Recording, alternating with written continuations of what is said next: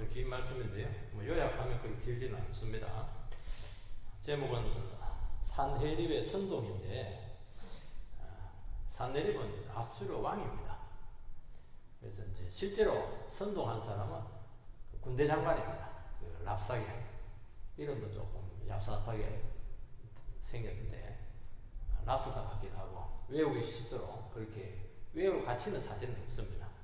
랍사게가 어떻게 하나님의 백성들을 선동하고 공격을 했는가 하는 그 문제입니다. 오늘날 랍사게는 세상으로 될 수가 있죠. 세상이 얼마나 교회를 공격합니까? 악한 자들도, 하나님 믿지 않는 악한 자들도 랍사게입니다. 그 마귀도 랍사게입니다. 부부도 마귀 충동받으면 랍사게처럼 막 공격하고 선동할 수가 있는 거예요. 그러나 우리는 하나님의 백성으로서 믿음의 사람으로서 히스기야 왕처럼 살아갈 때 이런 수많은 공격과 선동으로부터 우리가 어떻게 대응해야 될 것인가 하는 것은 굉장히 중요한 문제예요. 우리가 지난번에도 살펴봤지만 유다왕 히스기야는 아수르가 침략해 왔을 때 협상을 합니다. 협상이 나쁜 게 아니에요. 안 싸우고 협상으로 끝내는 게 제일 낫거든요. 그래서 금이랑 금 다 갖다 바쳤습니다. 물러갔는데 그러면 안 와야 되는 겁니다. 왜냐하면 그건 계약이거든요. 계약을 체결한 겁니다. 종주권 계약이 체결이 된 겁니다. 근데 종주가 되는 아수르가 다시 자기가 계약을 끼고 쳐내려 버리면 이건 대책이 없어요. 지금 두 번째 만류수가 얻게 되었다는 겁니다. 그래도 또 약자니까, 히스기야는 약자니까 사절들을 보내가지고 협상하자 이렇게 하니까 이번에는 협상 안 해주겠다는 거예요. 거부합니다. 그리고 그런다고 해서 또 예루살렘 성을 공격하느냐? 전 유다 지역은 다 지금 점령을 하고 딱 성 하나만 딱 남겨놨어요. 마지막. 또 공격은 안 해요. 왜냐면 공격하면 피를 흘리니까. 예루살렘은 난공불락의 성이거든요. 심리전이에요, 심리전. 심리전 해가지고 성 안에 있는 백성들을 계속 그냥 타격을 줍니다. 그리고 이간질 시키고, 비난하고, 그리고 주제를 하라고 그러고, 현실을 직시하라고 하고, 하나님의 힘이 없다고 그러고, 이런 식으로 막 영적으로, 현실적으로 공격을 합니다. 근데 이게 굉장한 심리적인 타격이 되었어요. 그러니까 이런 식으로 나온 것은 싸우지 말고, 현실을 인식하고, 자발적으로 항복하고 손들고 나오는 겁니다. 손들고 안 나올 수가 없어요. 또 이 랍사게의 공격이 조사가 많이 되었는지 전혀 근거 없는 욕만 막 퍼부은 게 아닙니다. 굉장히 깊은 부분까지 타치를 해줘요. 다 알고 공격을 하니까 이 충격이 어마어마했다는 것을 알 수가 있습니다. 우리 이런 가운데 우리가 살아야 됩니다. 지금 우리 세상이 교회와 성도들을 공격하는 게 간단하지 않아요. 이 사람들이 연구를 많이 한 거예요. 생각을 많이 한 거예요. 그래서 막 공격을 해요. 수단과 방법을 가리지 않고 무너뜨리는 것이 목적이고 죽어도 돼요. 그리고 굉장히 사실적이에요. 여기서 우리가 어떻게 대응해내야 될 것인가 하는 그 실존적인 문제가 있는데 히스기야처럼 하면 딱 돼요. 히스기야는 어떻게 했습니까? 1절 반격을 했어요. 백성들에게도 반격하지 마라. 침묵! 그리고 나서 이야기를 다 듣고 나서 성전에 올라가가지고 기도합니다. 딱 펴놓고 하나님 다 들었죠? 그대로 해주세요. 그날 전직에 1,400명 보내가지고 18만 5천 명 아수르 병사들을 다 죽여버립니다. 그리고 나라도 끝나버려요. 무섭죠? 그냥 랍사게가 하나님 가만히 있다고 해서 막 공격을 했는데 사실은 히스기야를 친 게 아니고 히스기야 뒤에 계신 하나님을 친 겁니다. 하나님이 손봐준 겁니다. 실제적으로. 그리고 히스기야는 그걸 어떻게 했냐니까 화만 확 내고 막 이렇게 한 것이 아니고 그걸 전부 다 신앙적으로 내면을 시켜버렸어요. 내가 얼마나 못 살았으면 랍사게가 저렇게 할까? 그러면서 자기를 돌아보는 그런 기회를 삼으면 여러분들이 백전백승할 겁니다. 꼭 그렇게 하시기 바랍니다. 세 가지로 공격을 합니다. 첫 번째는 히스기야의 무능과 실정을 공격을 합니다. 19절에서 21절 랍사게가 그들에게 이르되 너희는 히스기야에게 말하라. 대왕 아수르 왕의 말씀에 내가 의뢰하는 이 의뢰가 무엇이냐? 내가 싸울 만한 계교와 용력이 있다고 한다마는 이는 입에 붙은 말뿐이라. 내가 이제 누구를 의뢰하고 나를 반역하느냐? 이제 내가 너를 위하여 상한 갈대 지팡이 애굽을 의뢰하도다. 사람이 그것을 의지하면 그의 손에 찔려 들어갈지라. 애굽 왕 바로는 그에게 의뢰하는 모든 자에게 이와 같으니라. 뭐 길게 설명이 되어 있는데 설명이 들으면 간단하게 이해가 될 겁니다. 이 군대 장관 랍사게는 유다왕 히스기야 왕을 공격을 하는데 뭘 공격을 하냐니까 네가 얼마나 무능한 왕인가 하는 것을 이야기합니다. 내가 싸울 만한 계교와 용력이 있다고 한다마는 이 말은 무슨 말이냐니까 네가 이 대제국 아수르에 대항해서 싸울 만한 기량이 있느냐 용기가 있느냐는 것입니다. 없다는 겁니다. 너는 군사력도 없고 경제력도 없으면서 어떻게 감히 반아수르 정책을 펴며 그리고 그것도 모자라서 지금 막 라이벌인 애국의 동맹을 맺느냐 네가 지금 정신이 있느냐는 거예요. 이것을 보면 히스기야는 굉장히 미숙하다는 것입니다. 정세 분석도 못하고 국제 정세가 지금 어디로 흘러가는가 하는 것도 잘 알지도 못하고 그리고 자기 능력을 지금 파악하지 못하고 있어요. 아버지 아스는 신앙적으로 굉장히 악한 왕인데 국제 정세나 정치 감각은 굉장히 뛰어나요. 그래서 결국에는 남유다를 전쟁에서 막았죠. 거기에 비해서 히스기야는 정치 감각이 현저히 떨어지고 있습니다. 마키아벨리가 그 정치학을 썼잖아요. 저도 막 읽어봤는데 끝까지는 못 읽어봤습니다. 마키아벨리의 정책이 뭐냐? 수단과 방법을 가지지 않고 승리를 쟁취해야 된다. 그게 이제 그 승리를 쟁취하는 방법이 뭐 여러 가지 방법이 있어요. 뭐 위협을 준다든지 백성에게 너무 잘해주면 안 된다든지 뭐 이런 여러 가지 방법들이 있어요. 그리고 아주 중요한 원리 중에 하나가 뭐냐니까 명분이나 정의나 진리 인간이 가지고 있는 거 보편적인 가치가 있잖아요. 그것도 수단일 뿐이라는 거예요.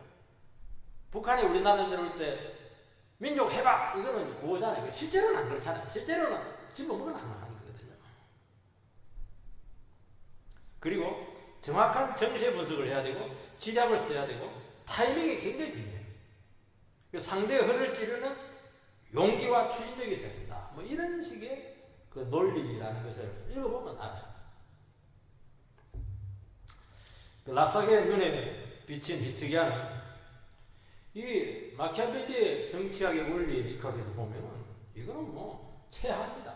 F입니다. F. 수단도 없고 무슨 일 생기면 늘 기도합시다. 뭐 그 얘기는 하고 말은 그들을 뜻한데 행동으로 하는 건 하나도 없어요. 기대 이해합니다. 왜 그러냐니까 히스기야는 정치적인 인물이 아니고 이 사람은 정말 왕이기 전에 신실한 성도 다윗과 방문할 정도의 그런 성도입니다. 이것을 보면 성도가 이 세상에서 살아갈 때 이런 처지에 있을 때가 참 많다는 겁니다. 성도들은 아무리 좋아도 수단과 방법을 가려요. 안 좋은 방법 안 써. 거짓말이라든지 뭐 등쳐먹고 사기 이런 거 안 하잖아요. 아무리 목적이 좋아도 하나님께 묻습니다. 왜냐하면 내가 하나님이 아니기 때문이죠. 그럼 무슨 일이 있을 때마다 이게 바른 것인지 바른 것이 아닌지 자꾸 따지기 때문에 타이밍을 놓쳐요. 순발력이 항상 느리다는 겁니다. 그리고 그렇게 했더라도 실제로 행동하는 것은 거의 없어요. 그러니까 세상 사람들의 눈에 봤을 때 하나님의 백성들이 얼마나 바보같이 무능한지 저래 가지고 현실에서 살아남겠는가 뭐 그런 공격을 할 수밖에 없는 거예요. 그런 가운데서 히스기야가 정치적인 행동을 한 가지를 했어요. 그거는 뭐냐? 아수르를 견제하기 위해서 애굽하고 동맹을 딱 맺습니다. 근데 랍사게가 뭐라고 하냐면 애굽은 이미 끝났다는 거예요. 아니 줄 잡으려고 해도 좀 튼튼한 고래심줄을 잡아야지 어떻게 상한 갈대 지팡이를 잡을 수가 있겠느냐는 거예요. 여러분 갈대 지팡이는 어때요? 짚으면 꺾어지면서 손이 빈다니까요. 피가 나요. 도움이 되기는커녕 의지했다가는 정말 고통만 당한다는 겁니다. 이것을 바라봤을 때 히스기야라고 하는 이 왕은 얼마나 정치적인 계산이 떨어지는가 하는 것을 알 수가 있습니다. 그러면서 랍사게는 온갖 조롱을 당합니다. 우리 대왕이신 아수르 왕의 신복 하나도 너희들은 물리칠 수가 없다. 정말 온갖 조롱을 다 당하고 있습니다. 성도들은 이 세상이나 또 여러 가지 악한 자에게 정말 미련하고 바보처럼 보일 때가 많습니다. 왜냐하면 일단은 인간적인 방법을 쓰지 않아요. 그럼 무슨 일이 있을 때마다 하나님의 방법을 앞세웁니다. 자기 이익을 챙기는 것이 아니고 하나님 우선적인 삶을 살아가요. 하나님이 기뻐하시는지 항상 고려하기 때문에 실제로 현실에서 할 수 있는 것이 너무나 제한되어 있습니다. 현실에 좋은 것 있으면 일단은 그걸 챙겨놓고 봐야 되거든요. 근데 따지다 보니까 좋은 거 다 잃어버리는 겁니다. 그리고 하나님 외에는 다른 것을 의지하지 않습니다. 수단이 나쁘면 시도조차 하지 않아요. 여러분, 왜 이게 가능하냐면 하나님의 백성들은 하나님만 의지하기 때문에 그래서 상황적으로도 마찬가지예요. 다른 걸 시도해봐도 어차피 안 되는 겁니다. 어차피 안 되는 거예요. 아수르는 어차피 상대가 안 되는 거예요. 유다 5개 갖다 붙여놔도 상대가 안 돼요. 어차피 안 되는 겁니다.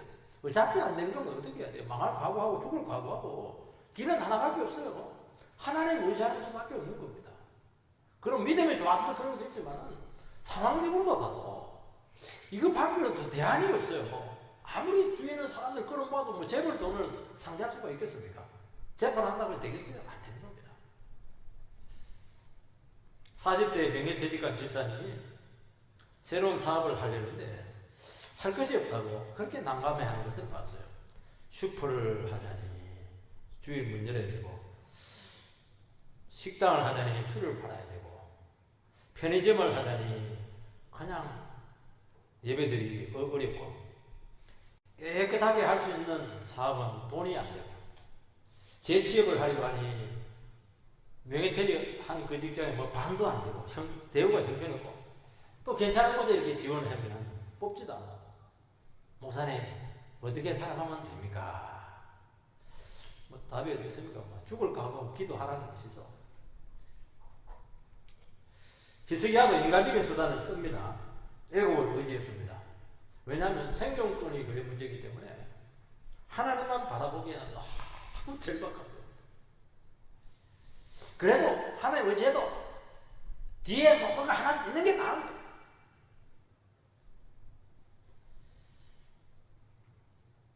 힘이 될 만한 것을 붙드는데 그것 때문에 사실은 위기가 와요. 은혜와 능력이 제한됩니다. 참 신기해요. 그래서 위기의 순간 믿음으로 나아가는데 그게 딱 발목을 잡습니다. 애굽이 오겠지 그 기도하면 되는데 애굽이 오겠지 하니 옵니까? 절대로 안 와요. 애굽이 왜 와요? 자기 코가 숫자인데 돈만 받으면 안 와요. 여러분들이 신앙생활을 이렇게 할 때 인간적인 수단을 쓰게 되면 세상에 알고 있습니까? 다. 왜냐하면 스파이들이 너무 많거든. 그냥 정보들이 너무 많아요. 그리고 알아가지고 그거 비난합니다. 너 내 몰래 그냥 인간적인 방법 썼지. 그래서 저는 딱 그 원칙이 하나 있어요. 아무리 급해도 인간적인 방법 쓰면 그거 때문에 망한다는 거예요. 그것 때문에 큰 위기가 오고 그것 때문에 엄청난 비난을 받는다는 겁니다. 그걸 저는 발견하고 있어요. 히스기야는 랍사게의 비판을 듣고 어떻게 합니까? 또 찔리는 거예요. 야, 이게 랍사게가 정보를 통해서 안 겁니까? 하나님이 가르쳐 준 겁니다. 그게. 내가 하나님을 전적으로 의지하지 않고 또 다른 방식을 썼구나. 그러면서 회개하고 자기 자신을 다시 한번 하나님께 헌신하고 자기를 던지는 겁니다. 그러면 돼요. 그러면 한 거는 어쩔 수가 없으니까. 여러분, 우리는 세상의 비판에 대해서, 조롱에 대해서 무작정 거부하지 않아야 돼요. 거부한다고 해서 안 하는 것도 아니에요. 세상은요, 의외로 눈이 정확합니다. 근거 없는 비판하잖아요. 세상은 교회가 세상 거 추구한다는 거 다 알고 있고요. 세상과 다를 거 하나도 없다는 거 다 알고 있습니다. 세상은 맞아. 세상보다도 맞아. 종로 1번지보다도 더 정치파이라는 거 다 알고 있어요. 그런 비난을 듣게 되었습니다. 요즘 그 많은 비난을 듣고 있잖아요. 코로나의 온상기다까지 지금 듣고 있는데. 그때 어떻게 해야 됩니까? 아무리 댓글 쓰고, 그러면 그럴수록 자극을 하기 때문에 더 심하게 공격이 와요. 답은 하나예요. 성도와 교회가 하나의 말씀만 전적으로 의지하지 않았구나. 그러면서 어떻게 해야 됩니까? 다 끊어버리고, 말씀으로 완전히 던지면 돼요. 교회도 마찬가지. 청년들이 결혼만은 믿음보다는, 그거는 좀 하나님, 인간적인 방법을 쓰겠서 내 기준을 조금 용납을 해주시기 바랍니다. 사람들은 다 합니다. 왜 결혼했는가? 돈 보고 했단 말이지. 이렇게. 또 예를 들어가지고 또 인물 보고 했단 말이지. 아니면 뭐 스펙 좋은 거 보고 했단 말이지. 또 그럴 수가 있어요. 뭐 우리 믿음대로 하는 것이니까. 이런 비난은 감수할 수가 있어요. 얼마든지. 또 잘 살면 되니까.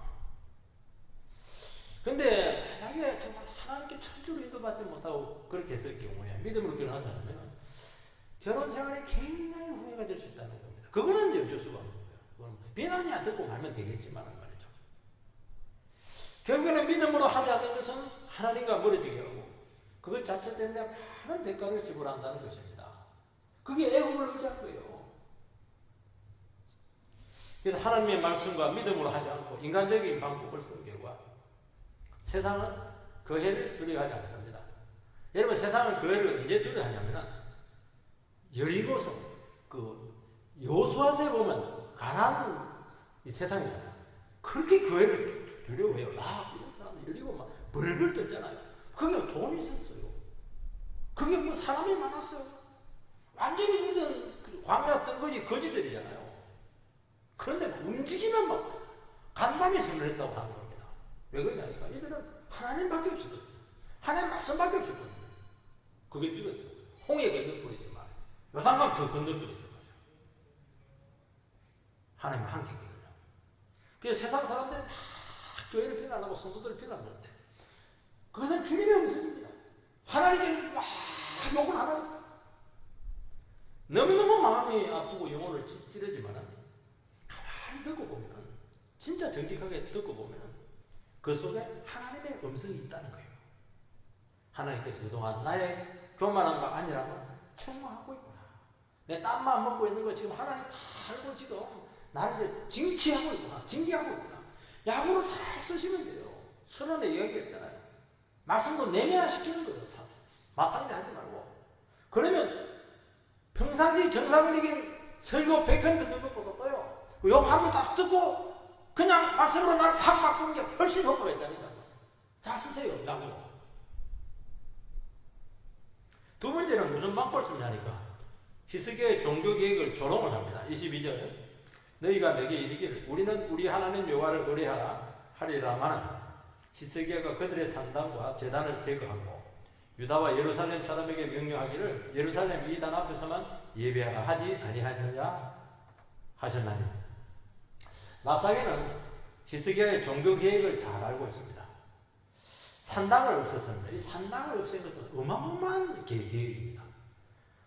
이스라엘 역사상 산당을 없앤 유일한 왕이 히스기야예요. 산당을 없앨 수가 없어요. 그런데 히스기야는 미친 척하고 없애버렸어요. 그 이유는 하나님 나라 계획은 예배의 회복이다. 성전 제사의 회복이다. 그래서 모든 예배를 성전으로 통합을 했어요. 그걸 어떻게 하는 랍사게가 또 그 부분을 공격해요. 랍사게는 왜 이 문제를 거론하냐니까 랍사게는 다신교 사상을 가지고 있어요. 유일성이 하나님 유일성을 알지 못해요. 그 당시에 유다가 타락했기 때문에 많은 이방신들이 그 안에 들어와 있어요.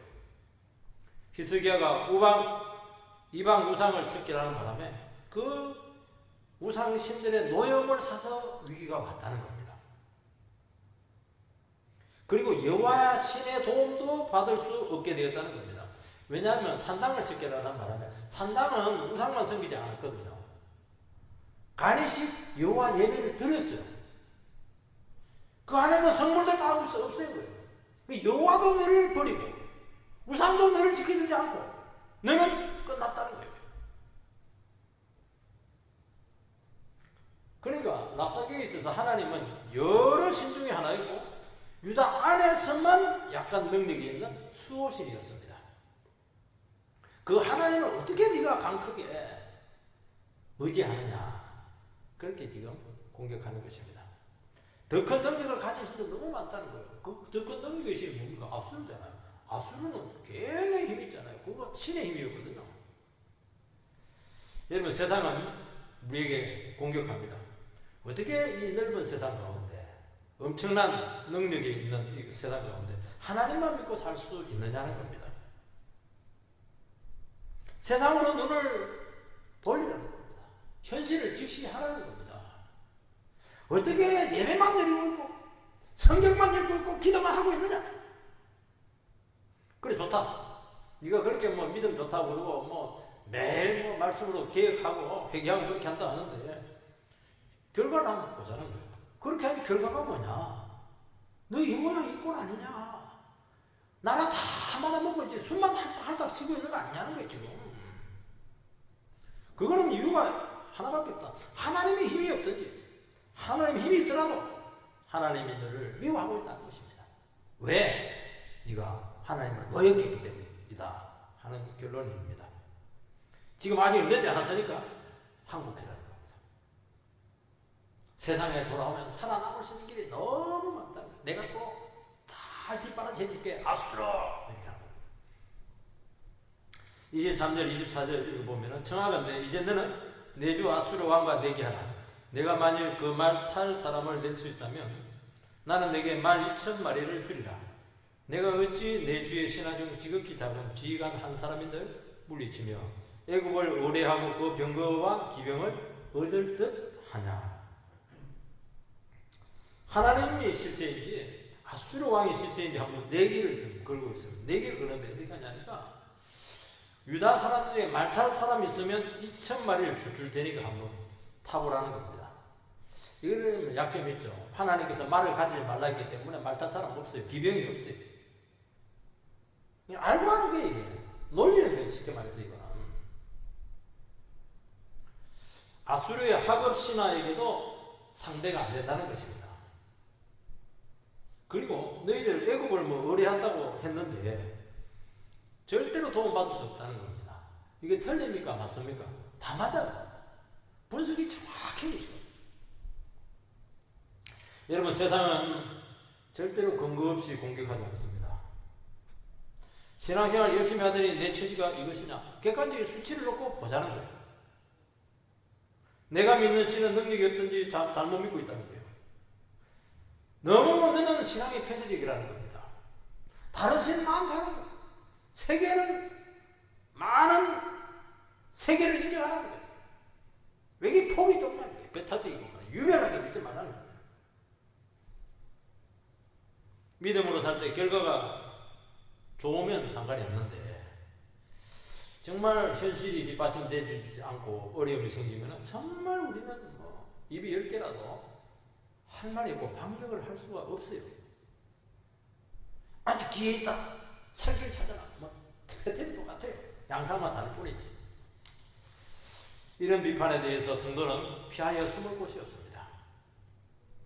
그런데 히스기야는 항복했느냐? 항복 안 했습니다.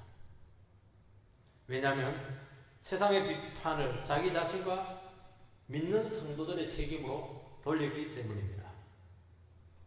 저 인간이 얼마나 내가 종교개혁에 대해서 철저했다지만 좀 긴장의 끈을 놓쳤거든요. 내가 하나님과 좀 신앙을 조금 느슨하게 했더니만 또 저 납사계를 통해서 저렇게 나를 퍼붓는다.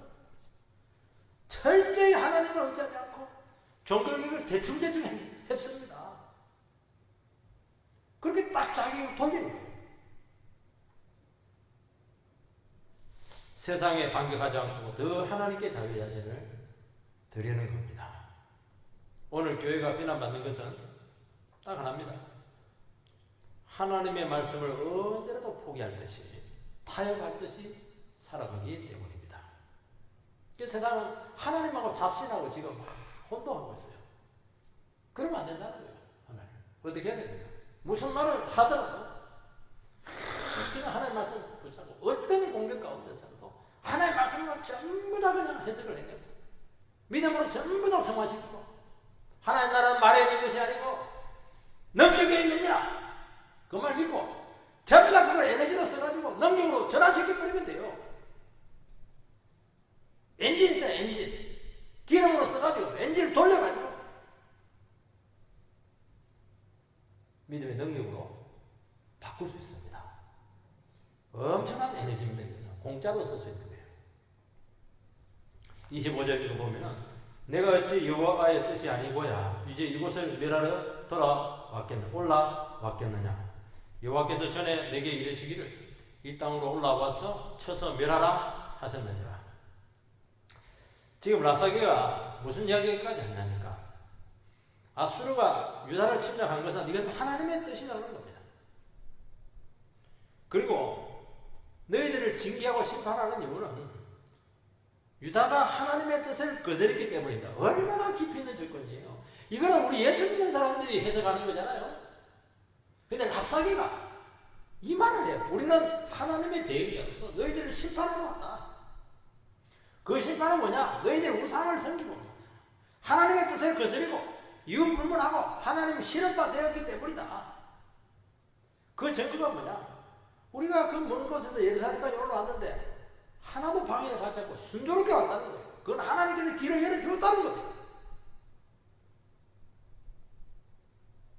하나님께서는 징계의 실적으로 얼마든지 아수르를 사용할 수가 있고 하나님께서 또 바벨론 많은 몽둥이를 통해서 하나님 백성들을 징계합니다. 그러나 그거는 징계의 도구지. 그거는 조교입니다. 조교는 뭐 일정 기간만 때리고 일정 기간 훈련하고 그리고 때가 되면 그냥 나가든지 그냥 그거는 그냥 하나님으로 심판하는 거예요.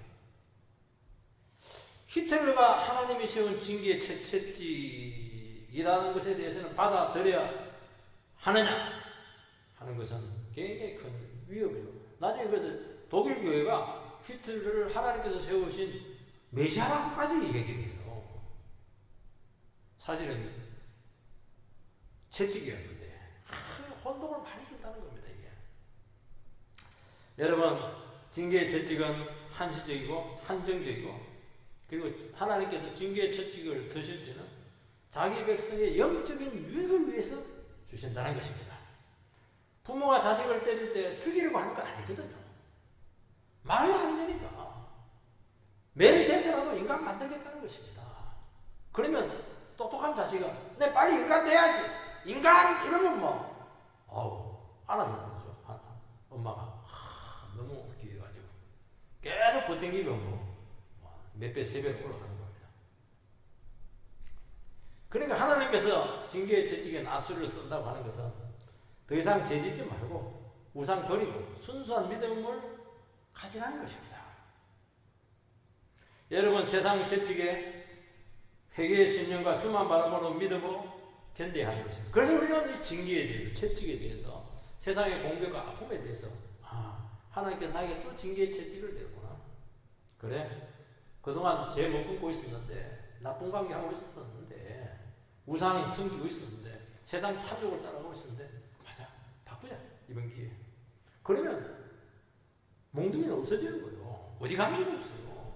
나를 깨우치기 위해서다. 믿음의 사람을 만들고 하는 게 목적이다. 그게 다입니다.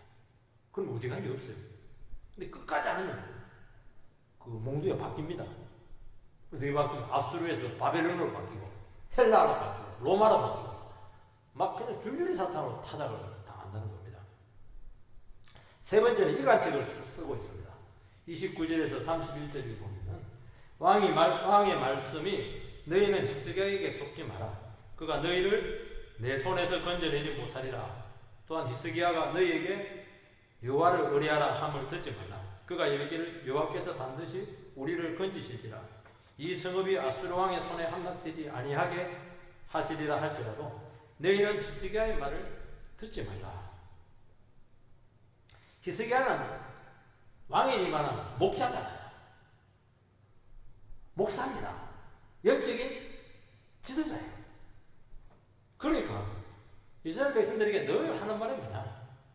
하나의 말씀을 의지하면 승리한다.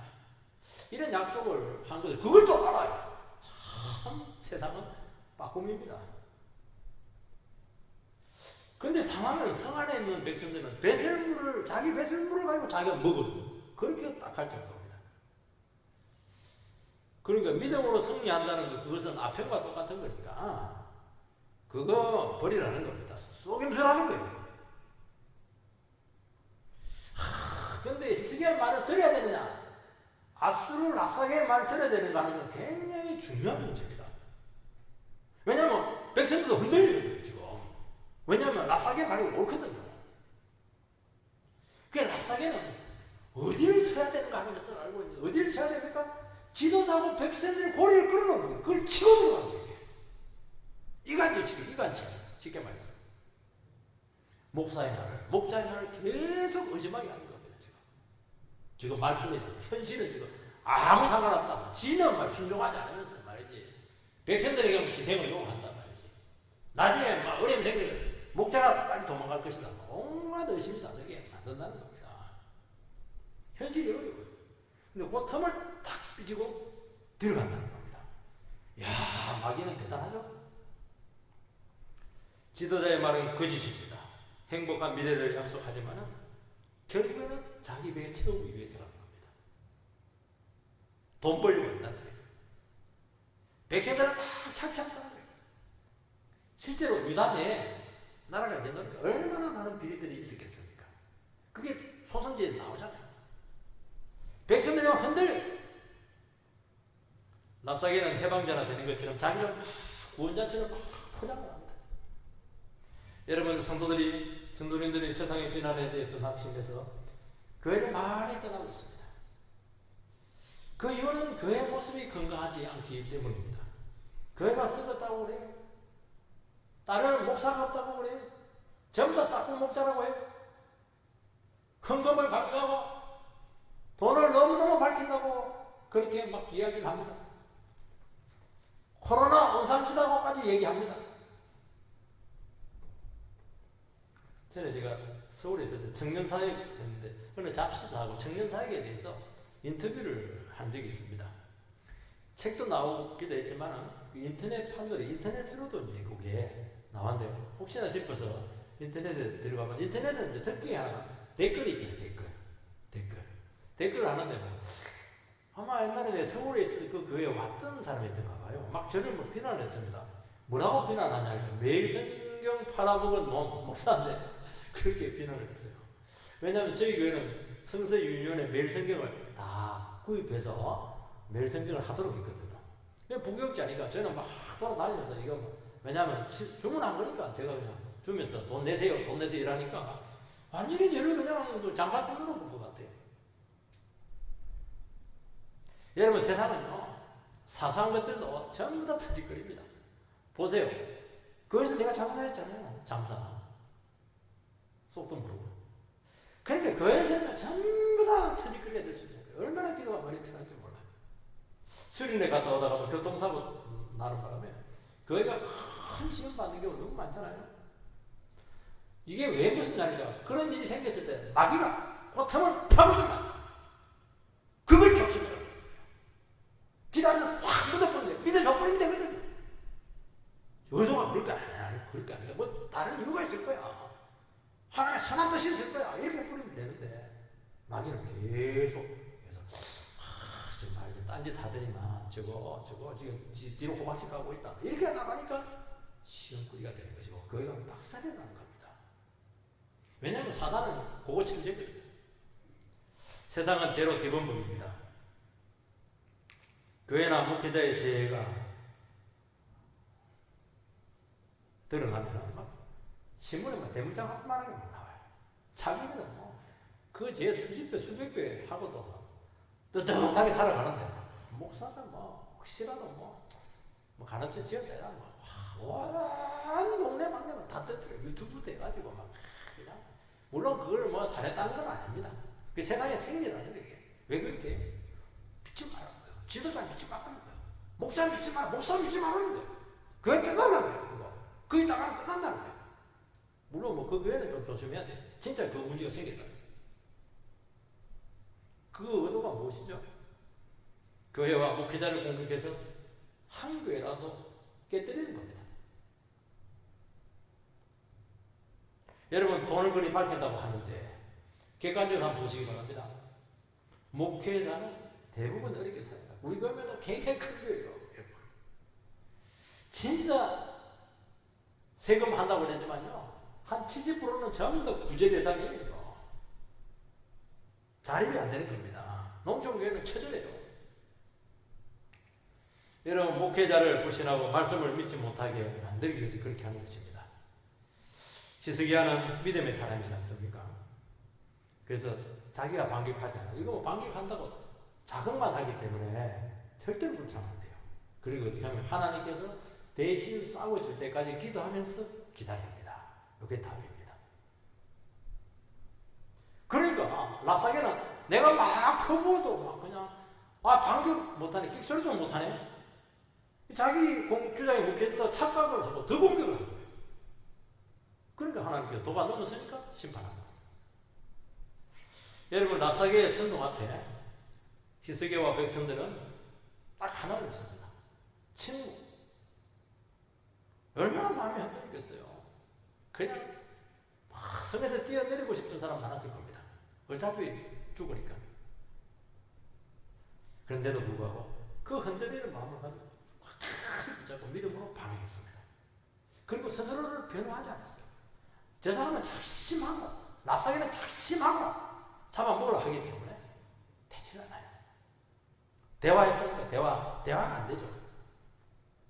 회개하고 기도하면서 맞아, 내가 죄를 많이 지었기 때문이야. 내가 문제가 많기 때문이야. 그렇게 하면서 하나님의 때가 나타나기를 기다렸습니다. 자기를 계속 주님 앞에서 비춰보는 거예요. 하나님께서 변해 주시고 역사하실 때가 온다는 것을 믿었죠. 하나님 역사합니까? 당연히 역사하죠. 오늘 우리 신앙이 점점 작아지고 있고 없어지고 있습니다. 너무 우리 성도들 얼마나 많은 세상에서 고통을 당하고 비난을 당하고 오해를 당하고 조롱을 당합니까? 나의 순수한 의도를 누가 알아줘요? 잡아먹으려 하지. 답이지 우리는요. 그게 자꾸 왜소해지는 거예요. 자꾸 약해지는 겁니다. 세상에서 나의 기도가 무슨 의미가 있을까? 믿음으로 찾는 것이 무슨 의미가 있을까? 그러나 의미가 있다마도 이것만이 하나님의 영광에 드러나는 유일한 길인 줄 믿으시기 바랍니다. 어떻게 해요?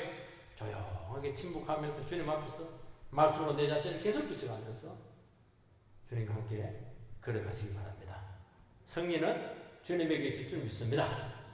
그 신앙에 온전히 서게 되기를 주의 이름으로 축원드립니다.